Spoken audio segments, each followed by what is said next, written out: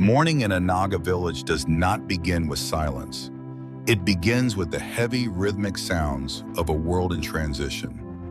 Roosters calling across the ridges, the sharp crack of seasoned wood being split for the hearth, and then the sound of the morning trek, footsteps moving toward the community spring, the hollow ring of plastic buckets, the quiet resonance of traditional vessels. Smoke rises before the sun clears the mountain ridges, and you begin to notice something fundamental. This village is not empty, but it is changing. Welcome to the Hillside paradox. In these ridges of the Northeast, the morning mist still settles over ancient terrace fields, just as it has for centuries. But if you walk through these villages today, you notice something quieter, not absence, but shift. To understand this, consider two brothers, Abu and Kevi. They grew up here, in a house built of wood and memory, sons of the soil. But today, they live in two different systems. Kevi works in a mall in Delhi. Abu stays back in the village. This is not a story of success and failure. It is a story of alignment. The Great Migration. Kevi is part of a broader movement. Like many youths from Nagaland, Manipur, Meghalaya, and other Northeast states, he took the long journey to the mainland. Today, he works as a retail manager in a luxury shopping center, efficient, fluent in English and Hindi, a steady part of the service economy. Abu stayed. He stayed for his aging parents and the ancestral land. He understands the soil, the forest, the rhythms of cultivation. Both are working, but their systems reward them differently, and that difference shapes decisions. After access, this is not an isolated region anymore. According to census trends and subsequent updates, electrification has reached most households.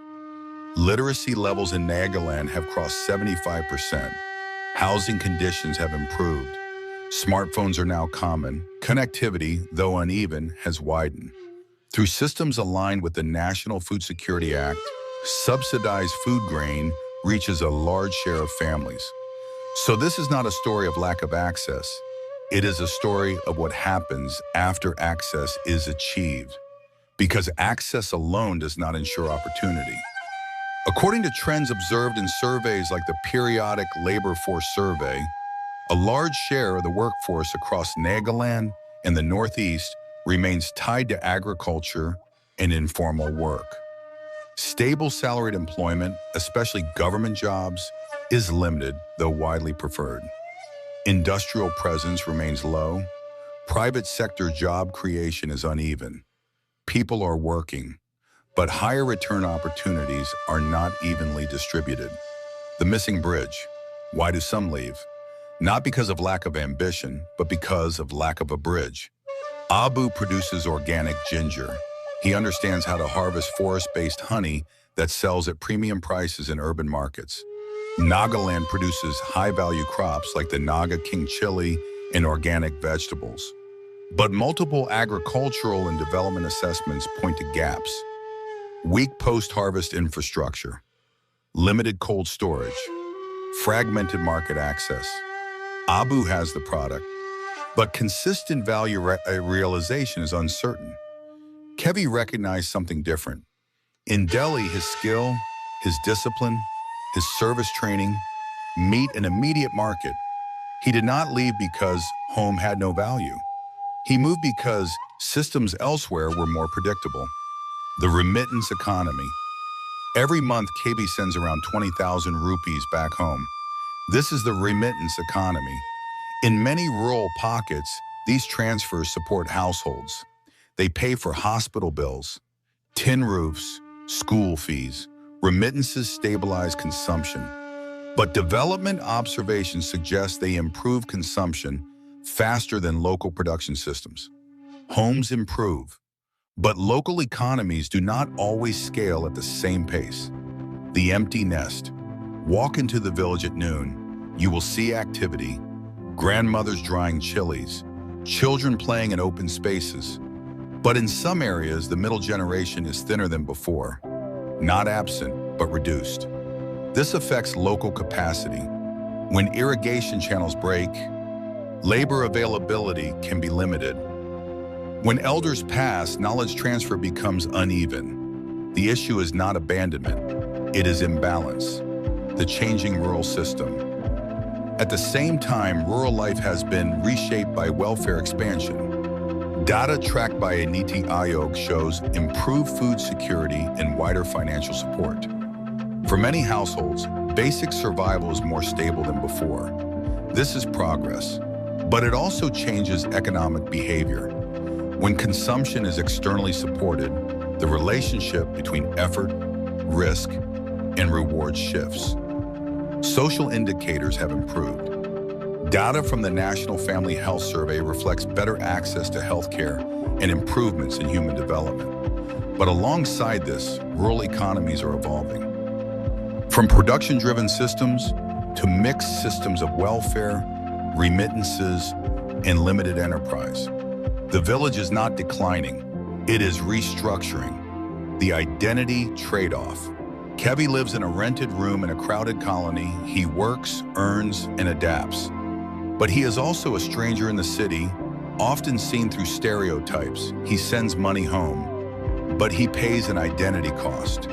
Distance from language, from festivals, from land. Abu remains rooted.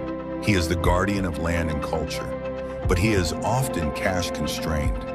He has assets, but limited liquidity, an unaligned system. What emerges is not a broken system, but an unaligned one. Welfare ensures survival. Migration ensures income. Government jobs ensure stability. Agriculture ensures continuity. Each part functions, but they do not fully connect. Across multiple assessments, one gap appears repeatedly: weak integration between local production and larger markets. Logistics, storage, value addition, institutional coordination. Without this bridge, local potential does not fully convert into local prosperity, and movement becomes the more reliable option. The pattern. Migration is not the problem. The problem is when it becomes the most reliable pathway. 10 years later, Kevi's family home improves, but distance grows. Abu looks at the next generation and sees both possibility and repetition. Infrastructure may improve, connectivity may expand, policies may evolve, but unless alignment improves, patterns continue. Not because people want to leave, but because leaving still works better for some. The real question: the Northeast is not lacking in talent or land or cultural strength. What it is still building is alignment between effort and reward, skill and market, support and self-reliance. Because if movement becomes the only stable path, then staying becomes uncertain. And that is the real question. Not why people leave, but why staying still feels uncertain for some, even after progress. Closing. This is the reality behind the postcard. At Grassroots Lens, we believe understanding is the first step toward clarity. This is not a story of neglect.